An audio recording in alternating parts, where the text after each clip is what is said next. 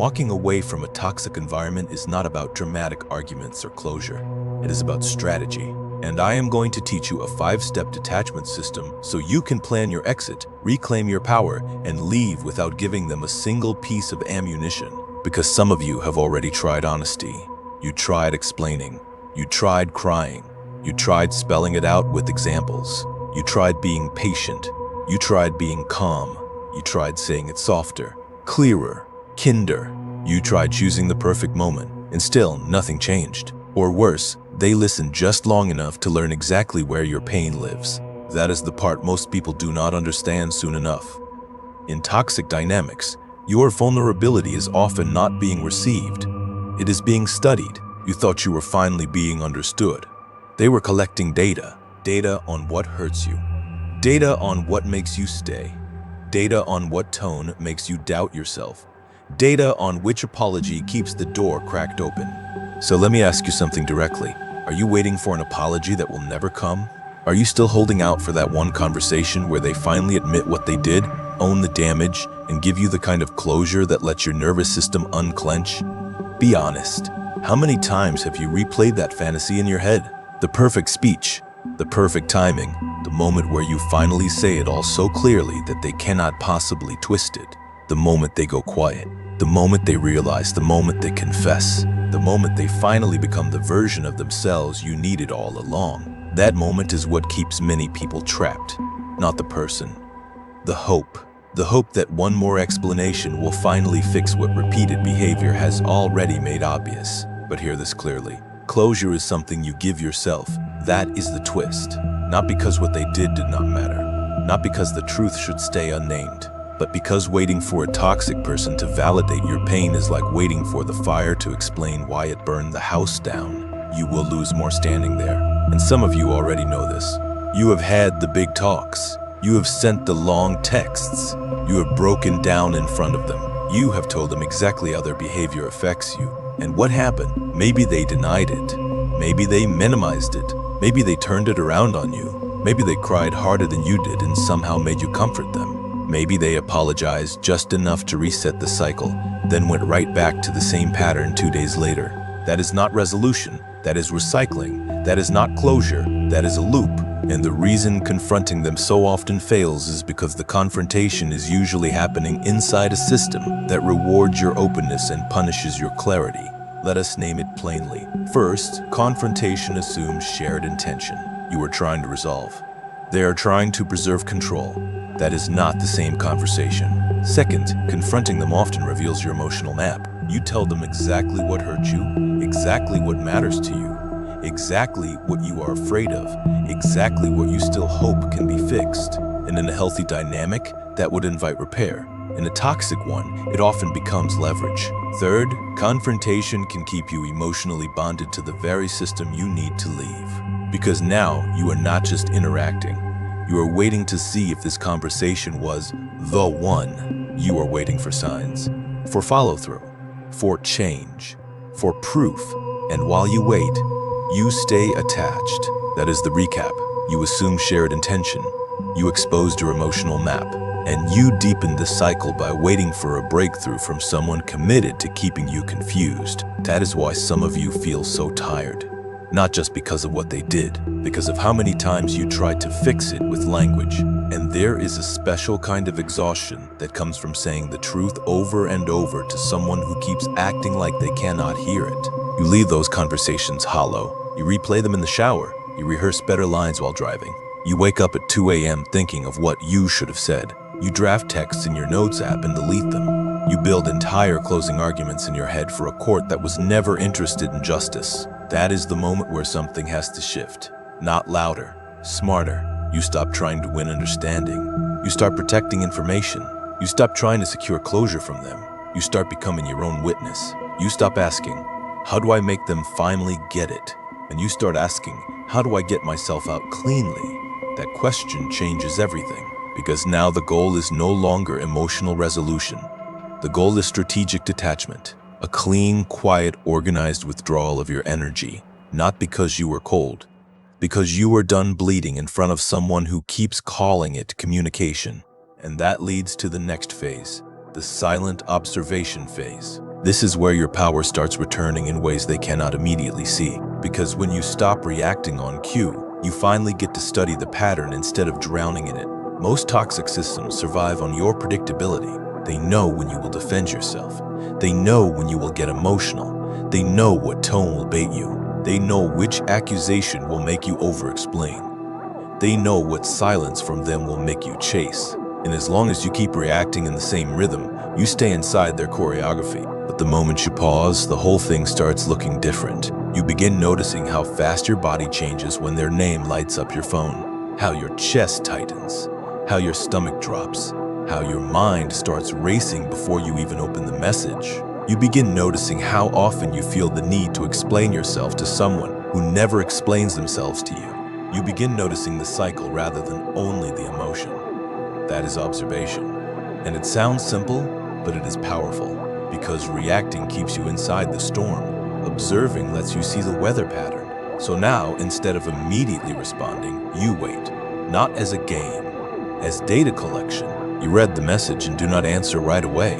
You let the call go to voicemail. You pay attention to what happens when you stop feeding the usual script. This is where the notebook method becomes important. You start documenting, quietly, privately, without drama, without announcing it. You write down what happened, what was said, what was implied, what preceded it, what followed it. You note the timing, the pressure, the contradictions, the guilt, the threats, the sudden affection after distance, the sudden cruelty after a boundary, the way they create confusion. Then act calm while you are destabilized. Why does this matter? Because memory gets foggy inside toxic systems. You second-guess yourself. You minimize. You rationalize. You tell yourself maybe it was not that bad. Maybe you misunderstood. Maybe they were stressed. Maybe you are overreacting. But patterns on paper are harder to romanticize. A single moment can be explained away. A pattern cannot. That is why the notebook matters. It gives your mind something solid to stand on when manipulation tries to turn your own memory against you. And once you start writing things down, you notice something unsettling. The pattern is usually older than you wanted to admit. The disrespect is more consistent than you told yourself. The manipulation is more strategic than random. The misunderstandings happen in the same shape again and again. That is not chaos. That is design. And here's the question I need you to sit with. What patterns do you see when you stop reacting? Not what excuses can you make? Not what explanation sounds kindest? What patterns do you see? Do they create confusion when you get clear? Do they create emergencies when you pull back? Do they punish distance with guilt? Do they switch between charm and cruelty depending on what gets results? Do they become softer when they feel you leaving, then harsher when they feel you weakening? These are not random mood swings. This is information, and information is power when you stop using it only to endure and start using it to detach. Then something else happens. Silence makes them sloppy. That is the twist. When you stop giving immediate reactions, many toxic people lose precision. They escalate faster. They overplay their hand. They reveal more than they intended. Why? Because your reactivity used to help them regulate the pace. Your explanations gave them material. Your defensiveness gave them control.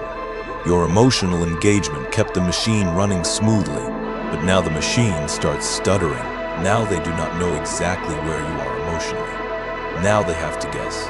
Now they have to provoke more directly to get the same level of access. And that is when the truth starts showing.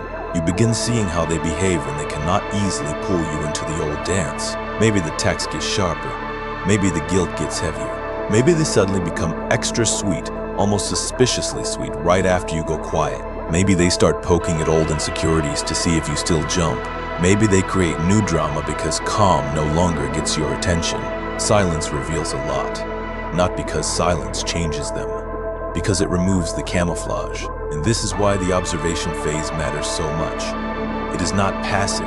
It is not weak. It is reconnaissance. You are learning the map before making the move. You are finding the pattern before cutting the cord. You are watching where the hooks are so that when it is time to leave, you do not mistake their tactics for genuine change. This is what people miss. A safe exit rarely begins with the speech. It begins with clarity. And clarity is often built in silence. You stop volunteering your inner world. You stop explaining every shift. You stop narrating your awakening to the person you are waking up from, and instead you watch, you write, you gather your own evidence. You let repeated behavior speak louder than isolated promises. And as you do, something inside you begins to change. You become less desperate for them to agree with your reality, less eager to prove your case, less emotionally available for circular conversations that never go anywhere. That quiet is not weakness. That quiet is separation beginning. Because once you can observe the system without immediately getting swallowed by it, you are almost ready for the next level, not just seeing the hooks, breaking your emotional attachment to them. You can feel the shift now. You are not reacting the same way. You are watching more, talking less, explaining less, chasing less. And that quiet is giving you something dangerous. Perspective. Because once you can see the pattern without immediately trying to fix it, another truth starts rising. You may understand them now, but you are still emotionally tied to them. That is the next layer. Emotional decoupling. Because clarity alone does not set people free. A lot of people see the dysfunction clearly and still stay bonded to it. Not because they are weak, because toxic systems do not just run on logic. They run on hooks, hope, guilt, fear, habit, trauma bonding, the need to be seen correctly, the need to be chosen, the need to finally win the love, respect, safety, or fairness that kept getting dangled in front of you and pulled away. That is why detachment has to become emotional, not just intellectual. And this is where many people hit their deepest resistance. Can you let them be wrong about you? Really? Can you let them misread you, distort you, reduce you, villainize you, misunderstand your silence, and still not rush in to correct the record? Because that urge to correct them is one of the strongest emotional hooks in a toxic dynamic. They say something false. Your whole body heats up. Your mind starts drafting a response. You want to explain. You want to bring context. You want to defend your intentions. You want to make sure they do not walk away holding a version of you that feels unfair. But that urge is expensive, because every time you try to fix their story about you, you hand them fresh access to your nervous system. Now they know what still gets to you. Now they know what accusation still works. Now they know what version of you are still desperate to protect in their eyes. And for some of you, that need to be seen accurately is exactly what has kept you stuck. You do not just want distance. You want distance and vindication. You want to leave and be fully understood. You want to detach, but also be cleared in the court of their opinion. And that combination keeps people trapped for years, because toxic people often do not misread you by accident. Sometimes the misunderstanding is the weapon. If they can keep you defending yourself, they can keep you engaged. If they can keep you clarifying, they can keep you emotionally available. If they can keep you proving your goodness, they never have to face their behavior. So here is the hard truth. Freedom may require letting them be wrong about you. Not forever in the eyes of the world, but long enough for you to get your life back. That is emotional decoupling. Not needing their perception to stabilize your identity. Not needing their approval to validate your exit. Not needing the final conversation to end with your image repaired. Because once you stop trying to control what they think, you recover massive amounts of power. And this is where the gray rock technique becomes so important. Not as a gimmick, as discipline, as nervous system training, as strategic withdrawal. Gray rock means you become less emotionally rewarding to engage with. You stop feeding the cycle with visible reaction. You become flat where you used to become animated, brief where you used to become detailed, neutral where you used to become emotionally available. That does not mean cold. It means unavailable for manipulation. And this matters in ordinary lived-in moments.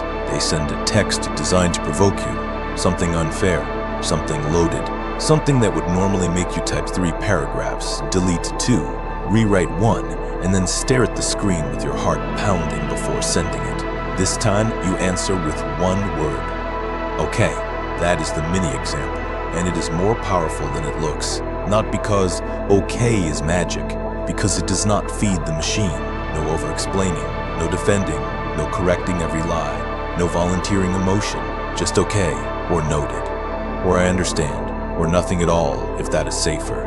You are breaking a pattern, and your body will feel how strange that is at first. You may feel rude. You may feel guilty. You may feel like you are betraying your own nature, especially if you are someone who values clarity, communication, fairness, and emotional honesty. But hear this carefully. Gray rock is not dishonesty. It is conservation. It is what you do when your openness has been repeatedly used against you. You are not required to keep offering depth to someone who uses it as leverage. You are not required to provide emotional access to prove you are a good person. You are not required to keep being readable by someone committed to misusing what they read. That is the recap. Be brief, be neutral, be unreadable where necessary, and stop confusing emotional availability with moral superiority. Because many people think being endlessly expressive makes them the bigger person. No. Sometimes it just makes them more exposed. And once you begin emotionally decoupling, something surprising happens. The dynamic changes fast. They feel it. The shorter replies. The lack of visible injury. The absence of panic.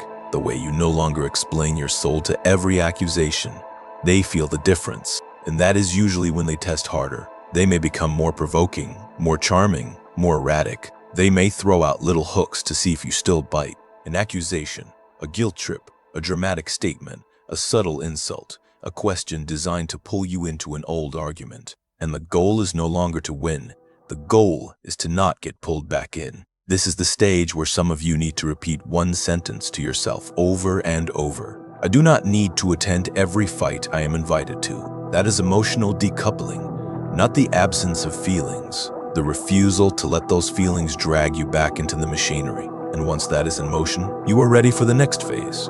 Resource securing. This is where detachment becomes practical. Because a lot of people get emotionally clear but stay physically vulnerable. They see the toxicity, they stop idealizing it. They start pulling back, but they have not secured what they need to actually exit. So they announce their departure too early. They confront before they are stable. They reveal plans before they are protected. And that is when the environment becomes more dangerous, more controlling, more chaotic. Which is why this line matters. Do not announce your departure until your bags are packed. That is the twist. Not because secrecy is dramatic, because premature truth can be weaponized inside toxic systems. Once they know you are leaving, the game changes. Now they may monitor more closely, control finances more tightly, turn people against you, love bomb you, threaten you, destabilize you, create emergencies, rewrite the story before you have a chance to move. That is why resource securing has to happen before the declaration. Quietly, methodically, without fanfare, without warning. This is not about revenge. It is about not exposing your strategy before you are safe enough to execute it. So what does resource securing actually look like? It looks like securing finances, securing documents, securing access to transportation, housing, communication, support, and information. It looks like identifying allies who are genuinely safe, not merely curious. It looks like knowing where you would go, what you would need, who you could call, what account you can access, what essentials are yours, and what vulnerabilities still need attention. If the situation involves shared money, shared housing, children, legal risk, employment dependence, or any form of coercive control, this phase matters even more. Because emotional courage without practical preparation can collapse under pressure. And many people have gone back not because they lacked clarity, but because they lacked structure. That is why the silent exit fund matters, even if it starts small. That mini example may sound simple, but it is serious. A little money set aside where it cannot be easily seen, influenced, or interrupted. Small amounts, regularly, quietly. Not because abundance is already there, because mobility matters. Options matter. Breathing room matters. You would be surprised how much internal power starts returning the moment you know you are not completely trapped. And it is not only money. A silent exit fund can also mean emotional reserve, trusted contacts, a spare key, copies of important documents, a place where truth has been told ahead of time, a calm plan instead of an emotional fantasy. Because hope is not a plan. Pain is not a plan. Clarity is not yet a plan. Preparation is a plan. That is the recap. Secure your resources. Identify your safe people. Create financial and practical breathing room. Do not reveal the move before the move is protected. And as you do this, something begins changing inside you. You become less desperate, less impulsive, less likely to blurt out your pain in one final speech that only gives them more material. Now you have somewhere to put your energy. Into structure, into preparation, into the architecture of your freedom. You are not just imagining life outside the toxic system anymore. You are engineering your way out of it. That is what makes an exit masterful. not emotional intensity. Organization, restraint, timing. You stop asking, how do I make them understand what they did? And you start asking, what do I need in place so I never have to explain myself here again? That question is stronger, cleaner, more protective. And once this phase is done, the remaining step becomes very clear. You are no longer only detaching inside. You are preparing to leave in a way that cannot be easily undone. Now comes the part that reveals whether your exit is real. The clean break. Not the emotional fantasy of leaving. The actual break. The part where you stop explaining, stop negotiating, stop circling, and finally remove access. Because a lot of people say they are leaving, but what they really mean is they are about to deliver one final speech and then stay emotionally available for the response. That is not a clean break. That is one more round. And if you are serious about protecting yourself, you have to be ready for what happens next. So let me ask you something directly.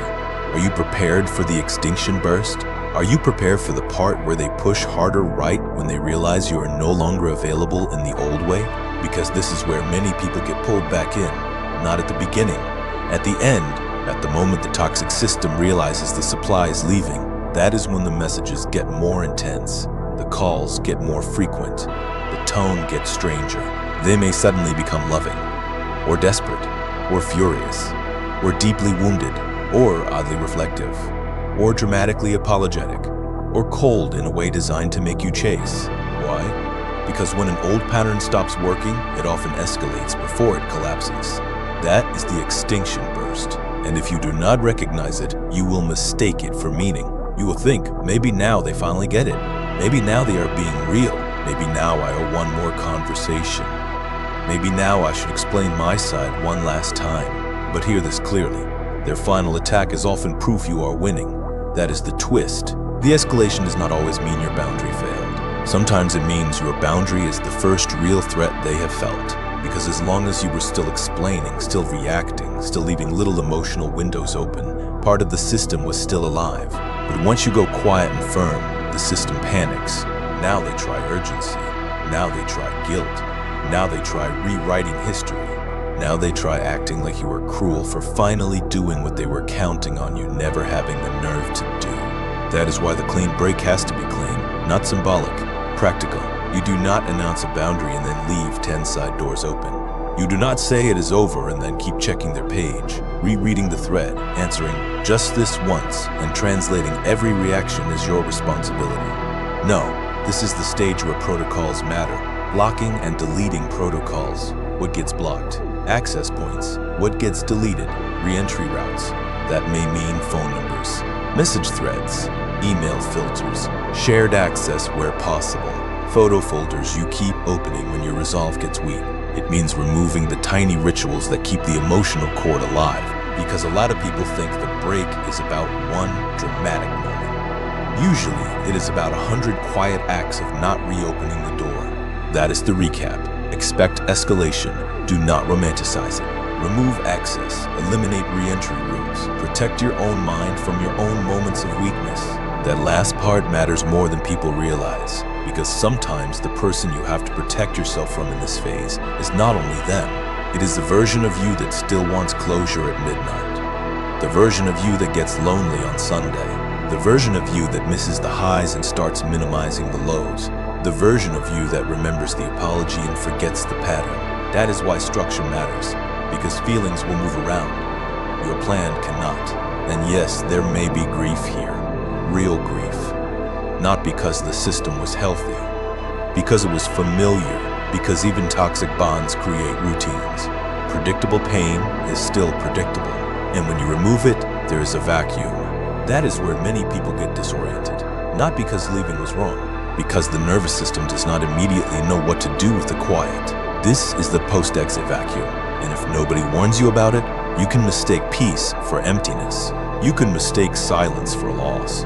You can mistake calm for being emotionally dead. You can even feel tempted to go back just to feel something recognizable again. That is why you need to understand the 30-day dopamine drop. When you leave a high-stress, high-intensity dynamic, your body often crashes before it fully settles. The chaos is gone. The spikes are gone. The waiting, bracing, scanning, and reacting are gone. And at first, that can feel unnatural. You may wake up and feel strangely flat. You may feel tired in a different way. You may feel bored, restless, detached. You may keep checking your phone even though nothing is coming. You may notice how addicted your system had become to interruption. That does not mean you made the wrong choice. It means your body is recalibrating. Your chemistry is learning a new normal, and that takes time. So, if the first weeks feel emotionally strange, do not panic. Do not assign deep meaning to temporary nervous system withdrawal. Do not tell yourself, maybe it was not that bad, simply because peace does not yet feel natural.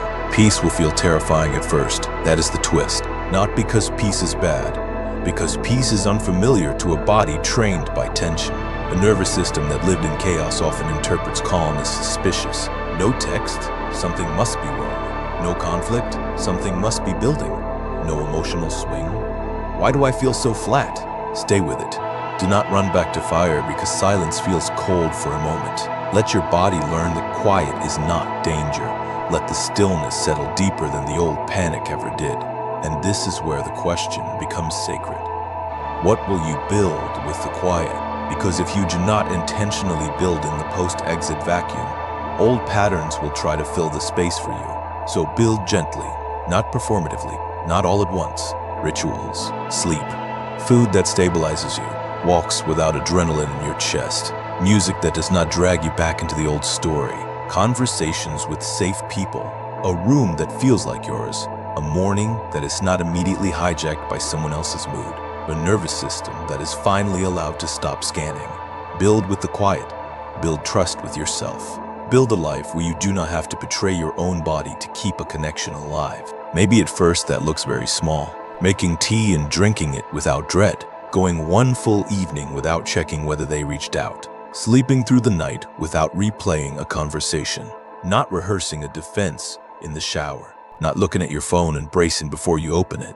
Those small things are not small. They are evidence that your life is returning to you. That is what people miss. A masterful exit is not just leaving a toxic person, workplace, circle, or environment. It is reclaiming your internal territory, your focus, your attention, your body, your mornings, your peace, your ability to think one thought all the way through without someone else's chaos breaking in. That is not minor, that is a full spiritual and emotional repossession of self. And yes, there will be moments where you feel the pull backward, moments where you question yourself, moments where the old story tries to come alive again. When that happens, do not ask, do I miss them? Ask, what part of the old cycle is my body still withdrawing from? That question is wiser, because missing familiarity is not the same as needing reconnection. Wanting relief is not the same as wanting them back. And understanding that difference can save you from reopening what took everything in you to close. So let this be your final anchor. You do not owe one more explanation to prove you are good. You do not owe one more chance to prove you are compassionate. You do not owe one more conversation to prove you are mature. Some exits are safest when they are clean, quiet, organized, and final. That does not make you cruel. It makes you clear. You have already spent enough time trying to make your pain legible to someone who benefited from not reading it honestly. Now your assignment is different. Now your assignment is to protect what you reclaimed, to let the nervous system settle, to let the silence stop feeling like punishment, to let peace become familiar, to let the quiet become useful, to let your life stop revolving around containment, explanation, reaction, and recovery. That is the real win. Not that they understand, not that they agree, not that they give you a graceful ending. That you got out, that you kept your strategy, that you stopped giving them ammunition, that you walked calmly out of the burning room and never looked back for instructions on whether you were allowed to leave.